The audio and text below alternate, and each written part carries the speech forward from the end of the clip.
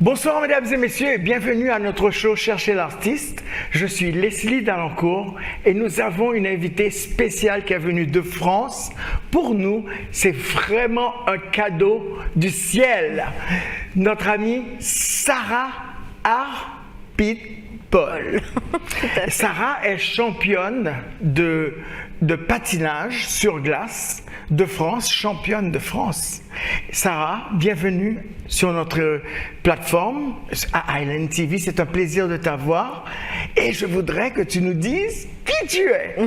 Mais moi, je peux te dire un petit peu parce que j'ai lu ta biographie aujourd'hui. D'accord. Allez, dis-moi. J'ai été 10 fois championne de France de patinage artistique avec Stéphane Bernadis en couple. Oui. J'ai été 2 fois vice-championne d'Europe, 5 fois médaillée de bronze, vice-championne du monde, 3e aussi au championnat du monde, médaille de bronze en France, 6e aux Jeux Olympiques de Nagano en 98 et ensuite je suis partie dans une carrière professionnelle avec Holiday on Ice où j'ai été 3 ans vedette de ce très beau spectacle. Et tu as aussi été dans le Cirque du Soleil. Tout à fait. Tu étais la seule... la première patineuse à patiner au Cirque du Soleil sur un spectacle privé. Bon, dis-moi, alors, tu as commencé à l'âge de 5 ans. Tu habitais Nantes, en France. C'est une belle région de France. Et tu as commencé à l'école juste pour un programme d'école. Tout à fait. Et puis après, tu as commencé à aimer. Et puis... parce que nous allons passer des clips de ce que tu fais, mais c'est incroyable quand il te prend par les patins, que tu es dans les airs comme ça. Ensuite, quand il t'envoie et que tu sautes et que tu tombes sur tes 2 patins, je ne peux même pas tomber sur mes 2 pieds en marchant. Oui, c'est beaucoup de technique, beaucoup d'apprentissage, beaucoup d'heures d'entraînement et pour arriver à ce qu'on fait effectivement, les sauts lancés, comme tu le dis, les portées qui sont incroyables, les casse-têtes on appelle ça les casse-têtes ou le one ankle en anglais où on prend par les pieds et qu'on tape comme ça la tête. Mais j'aime bien moi, ça me rend un peu... Mais ça ne te rend pas étourdi quand tu tournes comme ça? J'ai vu que tu es redescendu sur tes 2 pieds comme ça. On est des vrais chats. Continue à tourner. Nous sommes des chats. C'est incroyable. Si vous voyez, il faut que vous alliez voir ces vidéos sur YouTube aussi. Mais aussi, donc, alors là maintenant, tu as commencé juste pour l'école. Donc c'est peut-être tes parents voulaient que tu fasses un sport ou une chose comme ça. Et puis tu t'es rendu compte que tu étais bonne à ce que tu faisais. Et tu as commencé à aimer. Tout à fait. Et tu n'as pas eu peur de la glace? Pas du tout. C'était comme une forme de liberté. Et c'est vrai que les toutes premières fois, je suis allée glisser comme ça, toute seule au milieu de la glace. Moi, je ne me souviens pas. Et ma mère qui encadrait les enfants à ce moment-là a été happée par un des moniteurs en disant « Oh, votre fille a l'air douée, est-ce qu'elle aimerait continuer ?» Et moi, j'ai dit « Oh, bah, pourquoi pas, j'adore ça. » Et donc, à l'âge de 5 ans, j'ai fait 3-4 heures par semaine pour arriver à l'âge de 7-8 ans à 7-8 heures par semaine. Avant l'école, on se levait à 6 heures du matin, on allait patiner. Le midi, on allait patiner et on mangeait dans la voiture et parfois on y retournait le soir. Mais j'aimais ça et j'ai très vite gagné les premières compétitions régionales et départementales. Ça, c'est magnifique ça, tu sais, parce que je ne peux pas décrire, il faudra que vous alliez voir. Moi, j'ai jamais vu. Du reste, tu sais, je viens d'Haïti, on n'a pas de neige, on n'a pas de glace, mais nous avons de belles plages. Mais nous irons mettre une patinoire là-bas pour patiner, parce que les patinoires mobiles existent et j'ai ma patinoire Sarah Arpitbol que je peux déplacer. Que tu peux déplacer et emmener dans un pays chaud? Eh oui. Et comment le garder froid? C'est toute une technique, mais bien sûr qu'on peut le faire. J'avais patiné en Guadeloupe il y a quelques années. C'est une chose, nous allons en discuter. Écoute, on ne sait jamais, parce que je suis sûr qu'il y a des Haïtiens et des Haïtiennes qui voudraient faire du patinage. Bien sûr. Bien sûr, pourquoi pas? C'est un très beau sport. Maintenant, tu rentres tu prends des cours et tout ça, et tu commences à gagner des championnats et tout ça. Tu n'as pas peur d'aller devant le public comme ça? Tu as quoi, 8 ans, 9 ans, 10 ans? C'est toujours un peu stressant d'être en compétition et d'essayer de performer comme tu le fais à l'entraînement. Oui. Mais j'ai très très vite aimé ça quand même, l'esprit de gagner. L'esprit de gagner. Après, c'est vrai qu'on a toujours une tension avant les compétitions, on a toujours un peu peur et l'angoisse. Mais les résultats étaient très vite au rendez-vous, donc une fois qu'on a gagné sa coupe, même à 7-8 ans, on est super content. Et on commence à se sentir sûr de soi aussi. Exact. Parce que je suis sûr que tu n'étais pas la seule dans le petit groupe d'amis qui étaient sur la glace et qu'il y avait une compétition entre vous. Et tout le monde sait comment ça peut être à l'école, les compétitions. C'est sûr. Donc, alors là maintenant, tu rencontres Stéphane? Alors je pars à Paris en fait à l'âge de 12 ans pour m'entraîner 5 heures par jour et être en école de glace, c'est-à-dire que le matin j'allais au patin et l'après-midi à l'école où là voilà ça se passe très très bien, je deviens vice-championne de France junior, ça se passe très bien, mais au bout d'un moment je m'ennuyais à patiner toute seule et donc j'ai décidé de faire cette sélection de couple artistique et j'ai rencontré Stéphane Bernadis et nous avons eu la brillante carrière que vous avez. Et il avait le même âge que toi? Oui, il avait 1 an de plus que moi. 1 an de plus que toi. Et donc maintenant, là, il faut apprendre à pouvoir patiner avec quelqu'un. C'est comme si tu commences à chanter avec quelqu'un et tu dois avoir un duet et tout ça. Bien sûr. Donc, il y a tout un apprentissage. Regarde, parce que j'ai vu que son pied faisait ça et que ton pied faisait ça. Son pied faisait ça et ça et ça en même temps. C'est même pas possible. Ouais. On a des techniques différentes, il a fallu apprendre en couple, en parallèle. Oui. Donc déjà les sauts parallèles, les pirouettes en parallèle. Et ensuite on a appris les éléments de couple, où là ce sont les éléments à deux très techniques, à la fois très acrobatiques, avec les sauts lancés et les portées. Et on démarrait tous les deux de zéro. Donc on a eu une technique absolument incroyable avec de très bons entraîneurs à la base pour apprendre à patiner en couple. Ça c'est bien, c'est bien. Et vous vous entendiez bien et tout ça. Mais non, t'es loin de Paris? 400 km, mais mes parents ont déménagé. Ah, tes parents ont déménagé. Oui. Et donc, alors, tes parents, ta maman et ton père étaient là et tout ça. Donc, donc maintenant, il s'agit... Maintenant, tu as gagné des compétitions seul et maintenant vous devez commencer à vous lancer en couple. Et pour gagner tout ce que vous avez gagné 10 compétitions. 10 fois championne. 10 fois championne de France. De suite, oui. Tout de suite. Ouais, et de suite, ouais. Donc personne ne pouvait te détrôner, vous détrôner. Exact, ouais.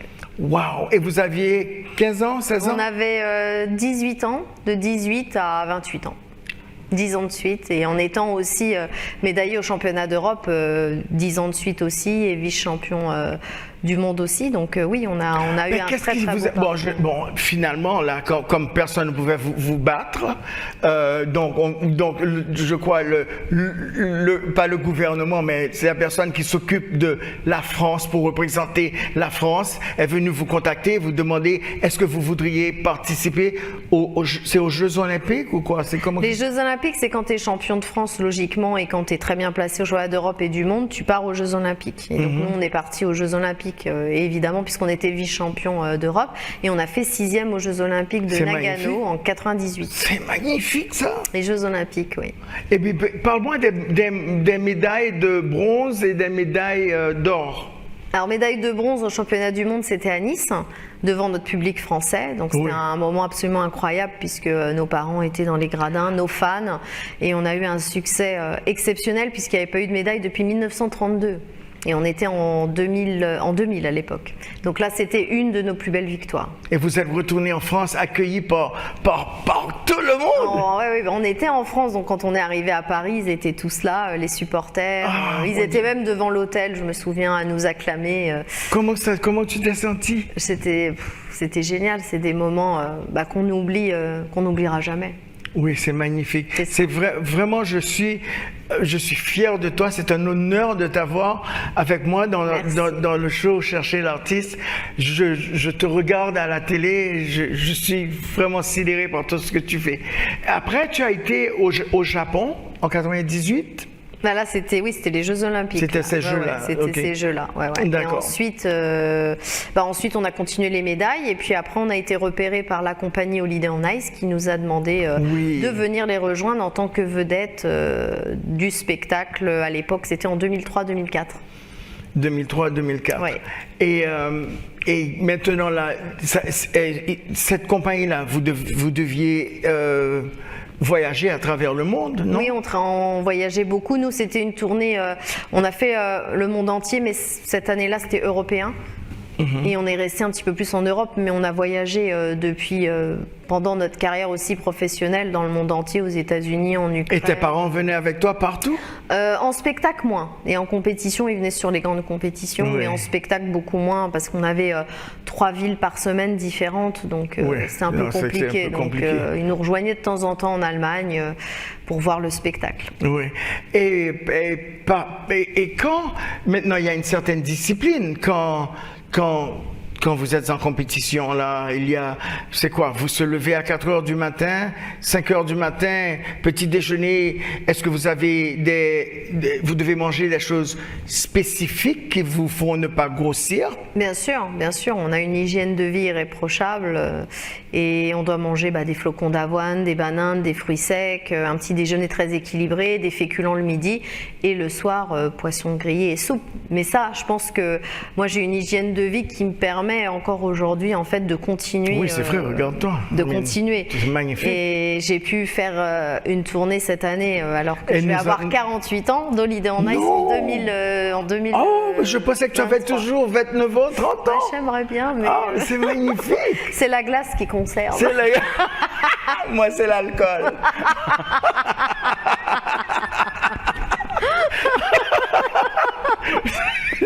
Tout ce que je veux dire, c'est l'alcool.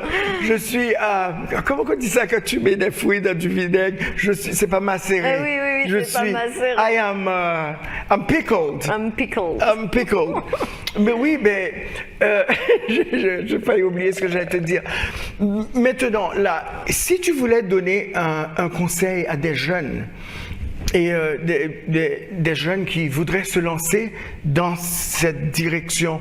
Là, c'est une chose que tu as appréciée, que tu as aimée. Oui, bien sûr. Je dirais que quand on est passionné pour un sport, c'est une école de la vie, le sport. Donc, quoi qu'il arrive, même si on n'est pas champion du monde et champion d'Europe, parce qu'il y a tous les niveaux, bien sûr, dans le sport, c'est une école de la vie parce que ça nous apprend à nous lever tôt, de la rigueur, travailler et à la sueur de notre front pour parfois gagner des compétitions ou les perdre. Donc on apprend la victoire et la défaite. Il peut y avoir des sports d'équipe aussi. On t'apprend? On l'apprend automatiquement et une défaite fait qu'on peut rebondir justement sur... C'est une bataille mais on n'a pas perdu la guerre. C'est ce que mon père me disait tout le temps. Oui, mais par exemple, être deuxième c'est comme gagner. Mais quand même le podium c'est déjà très beau. C'est déjà une victoire et surtout la victoire je pense pour un athlète tel qu'il soit, c'est déjà de réussir en compétition ce qu'il fait à l'entraînement quand il y a des compétitions. Et ça c'est déjà une victoire. Et de représenter son pays, c'est une grande chose. Représenter notre pays, c'est absolument incroyable. C'est une merveille. Aux Jeux Olympiques. Oui, c'est vrai. Ah mon Dieu, ça c'est quelque chose qui donne des frissons et tout. Et je me souviens quand je t'ai rencontré pour la première fois et je me souviens pas qui est-ce qui m'a dit c'est la championne et tout ça et moi j'avais peur de venir te parler. Mais c'est vrai que tu étais timide, je me souviens. J'avais peur de venir te parler, j'ai bu 3 coupes de champagne avant de dire bonjour. Mais non, parce que tu sais moi j'adore, je suis ça de très près. À Washington, aux États-Unis, j'avais des copains qui faisaient le patinage et qui sont éventuellement allés en compétition. Et des fois, j'allais avec eux aussi. Mais moi, j'ai pas l'esprit de compétition parce que je suis pas un bon perdant. Alors, je ne joue pas parce que pas évident, si je ne vais pas gagner, je ne joue pas. C'est sûr. Mais oui, alors on parlait aux enfants. À quel âge tu dirais qu'un enfant devrait commencer s'il voudrait commencer? Alors, si c'est en patinage artistique, c'est assez tôt, c'est 4-5 ans. Après, dans les autres sports, ça dépend de ce qu'on veut faire, mais je dirais qu'à partir de 6-7 ans, c'est bien de commencer un sport tel qu'il soit. Et à 4-5 ans, un enfant peut actuellement savoir qu'il veut rester sur des patins? Je ne sais pas s'il va aimer ça parce que Oui, tout c'est le monde vrai. n'aime pas ça non plus. C'est vrai. Il faut aimer le froid, il faut aimer tomber, c'est pas évident. Par exemple en Russie ou au Canada, c'est un sport phare Ouais. et tout le monde a patiné, tout le monde patine. Ouais. Donc après, il faut aimer le sport. Moi, par exemple, ma fille, je vais pas la pousser dans un sport qu'elle n'aimerait je pas. suis totalement Elle sait d'accord. patiner, elle aime bien. Elle a fait du cirque, elle adore. Après Ouais. patiner, elle m'a dit j'ai froid, j'ai pas envie. Je veux faire comme toi sans trop m'entraîner. Je dis bah ça c'est pas possible. Donc ça m'a fait rire. Mais voilà, ne pas pousser à l'extrême et puis et commencer le sport tôt. Encore une fois, c'est une école de la vie, le sport. Ben, c'est une bonne idée. Là, nous allons prendre une petite pause et nous allons retourner. Et je voudrais parler aussi de ton livre, si tu es d'accord. Bien sûr.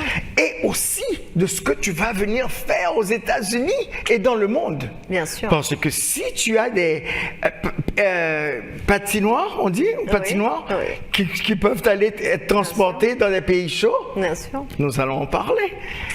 Mesdames et messieurs, nous serons de retour dans quelques minutes. Restez où vous êtes. Are you ready to party?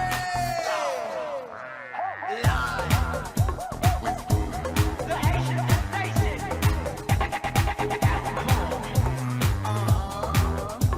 I like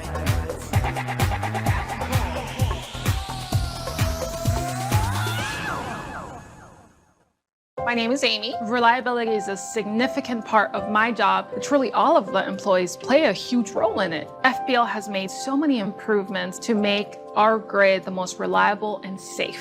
From our continuous tree trimming and pole inspection services, and now more recently, even underground the lines that you see that are closest to your own home. It's so important for me to have a continued impact and support for my community, and this is one of the true ways that I feel like I'm making a difference in everyone's life.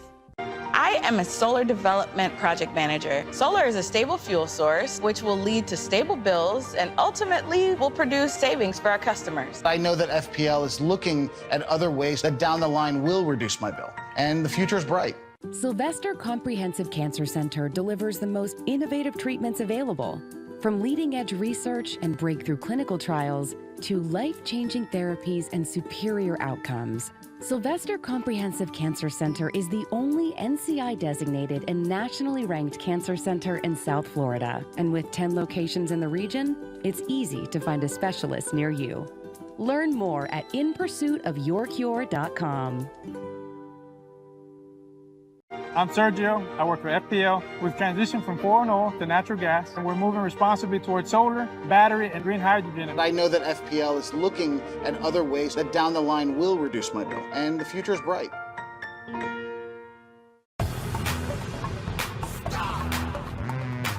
Are you ready to party?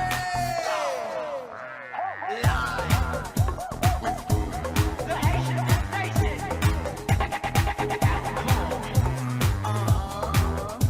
I like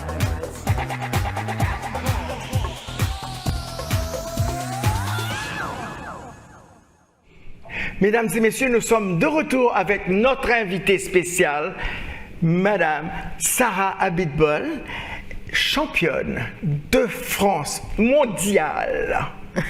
Mais nous allons parler de quelque chose encore plus sérieux, parce qu'en 2023, tu as fait une tournée ou un spectacle. Tout à fait. Est-ce que tu pourrais m'en parler? Tout à fait.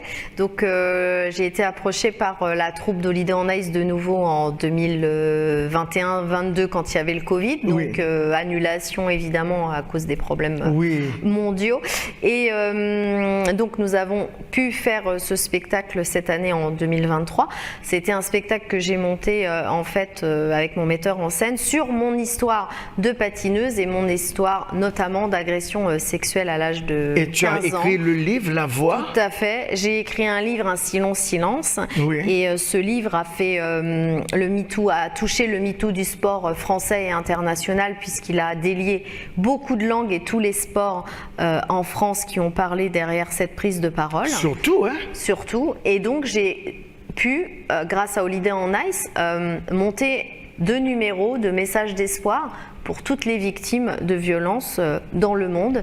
Et ce spectacle va aussi aller au-delà de la France et à l'international et notamment aux États-Unis grâce à mon association La Voix de Sarah où je vais pouvoir faire des conférences en français et en anglais pour essayer de parler du sujet des violences sexuelles de manière artistique puisque c'est un sujet qui est délicat et parfois dans les institutions sportives c'est délicat d'en parler. Surtout ça s'est passé ici aussi, Surtout, je suis qu'il y a eu un grand avec scandale.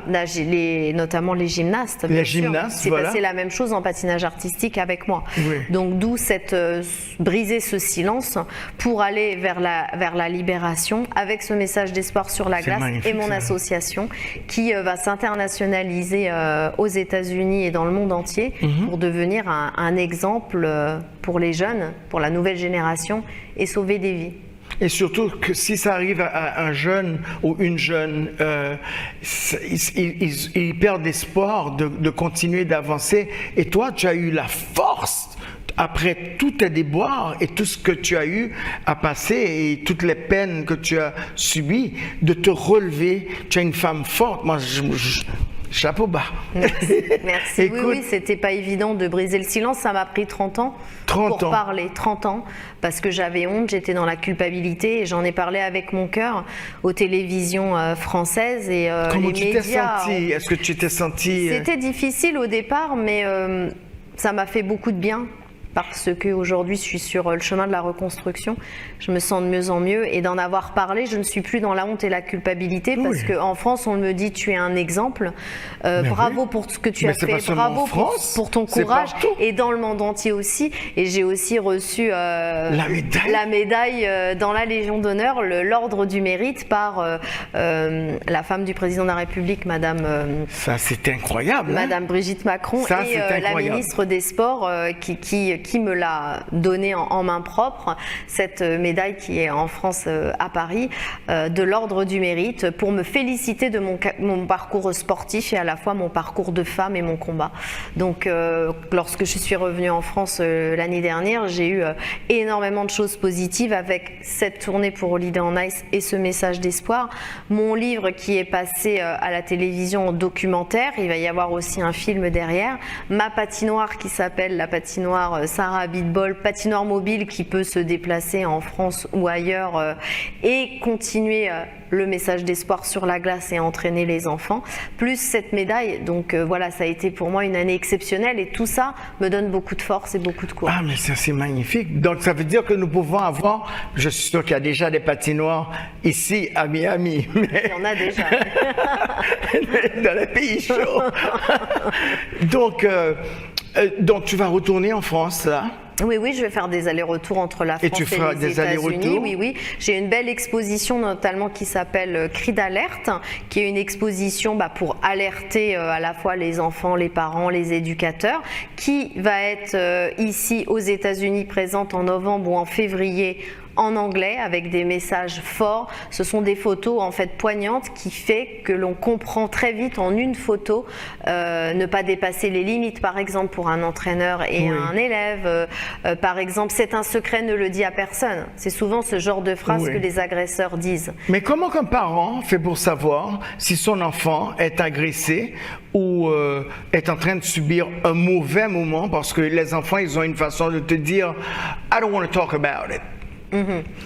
C'est là tout le problème, c'est de briser le silence et c'est de voir le comportement de l'enfant. Ça peut être très bien des crises d'anorexie, des crises de boulimie, un échec scolaire ou alors il va avoir de la violence envers ses parents du jour au lendemain, ou alors il va plus parler, ou alors il va trop parler. Il faut être vraiment très vigilant à notre enfant, comment il est au quotidien, parce que moi par exemple quand j'ai eu ça, je suis tombée 4 fois par programme sur la glace tellement j'étais complètement désemparée et je tombais, Et tu étais déroutée?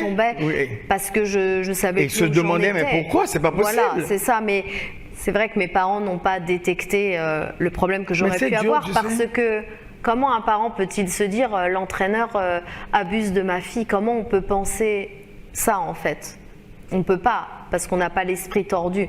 Donc Ouais. c'est ça. Comment on peut penser que l'entraîneur, quand il ramène l'élève dans la voiture, peut faire des choses? C'est quand même être tordu de penser comme ça. Et toi, tu avais peur de dire à tes parents de peur de leur réaction. sûr, bien La réaction de ton père, Bien sûr. la réaction de ta mère. Et me dire c'est de ma faute. Oui. C'est ça surtout, c'est qu'on met la faute sur nous-mêmes. Donc voilà, pour répondre à ta question, il faut vraiment être très vigilant tant qu'au comportement de l'enfant, parce que je pense que quand on a vécu quelque chose comme ça, on ne peut pas être... ne rien paraître, il y a quelque chose. Oui. Il y a un échec, il y a C'est vrai. Scolaire, ou il y a vraiment quelque Il y a chose quelque qui chose se passe. qui- Donc dans ce oui. cas-là, il faut aller peut-être consulter un pédopsychiatre, un psychologue, ou beaucoup parler avec son enfant et essayer de voir ce qui se passe. Mais pour ne plus que ça arrive, je suis là pour justement pour véhiculer avec mon C'est bien, association c'est bien. cette image de femme forte et essayer évidemment de préserver nos enfants et de les sensibiliser au maximum à ce problème. Ça, c'est magnifique parce que c'est dur pour les parents vraiment de...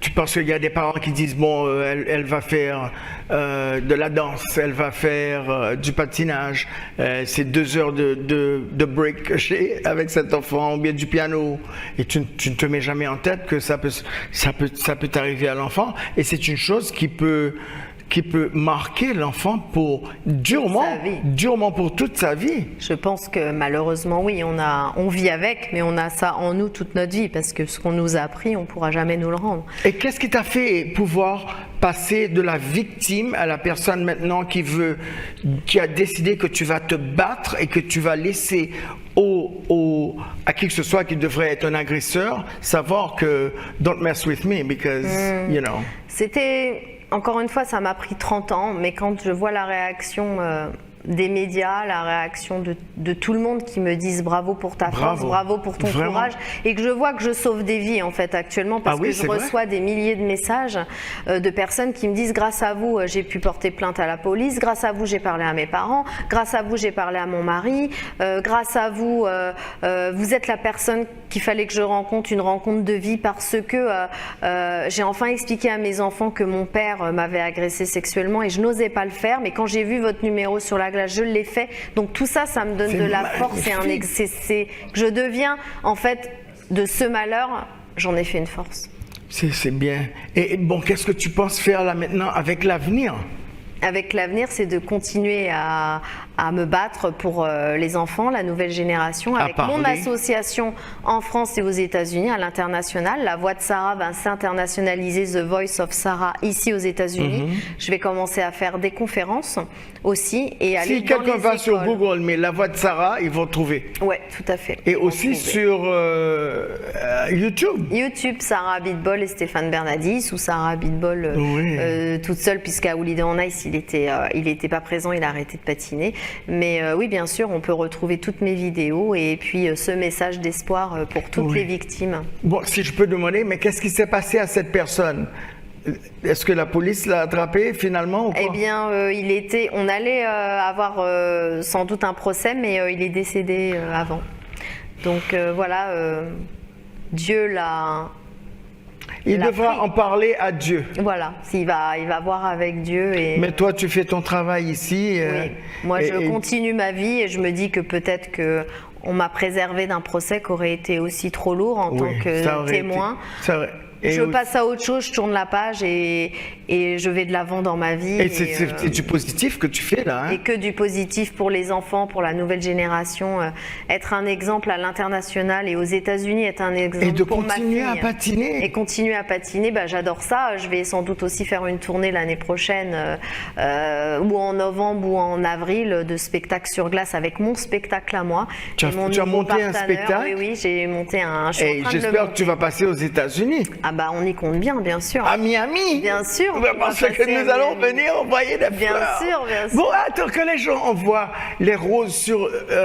c'est pas pendant le spectacle, c'est après. Tout à fait. Donc, parce que j'allais me dire qu'ils peuvent tomber. Ah bah non, juste après, au moment de saluer, en fait, on a des fleurs qui arrivent sur la glace. Quand je vois que tu vas par derrière, ouais.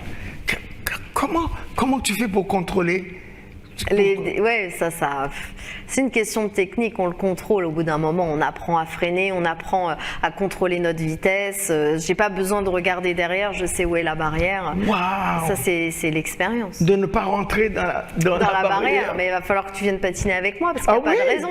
Ah ben oui. Moi, je veux te voir sur la glace. Hein. Et moi, j'ai envie d'aller sur la glace. J'organise des séances aussi privées à Pompano Beach, à la patinoire, où je réserve la patinoire. Je vais venir te visiter. Et puis, je donne un cours à tout le monde, un cours fun avec de la musique, mais on s'amuse, on fait mettra du disco boom boom. on ice et on mettra du boom boom. Écoute, tu vas devoir venir nous visiter encore quand tu reviens aux États-Unis. Je veux te remercier vraiment d'être venu nous visiter sur Chercher l'artiste, sur notre plateforme Island TV. Tu vas être vu à travers le monde. Magnifique. C'est vraiment un plaisir. Mesdames et messieurs, je vous présente notre Sarah Abitbol. Lavoixdesarah.org, n'hésitez pas à aller voir vraiment le site internet. Et nous sommes là en tout cas pour vous aider à travers mon association La Voix de Sarah, The Voice of Sarah, qui va être montée à l'international très bientôt. Avant de terminer, je voudrais vous offrir un extrait de la dernière performance qui était une merveille. Regardez.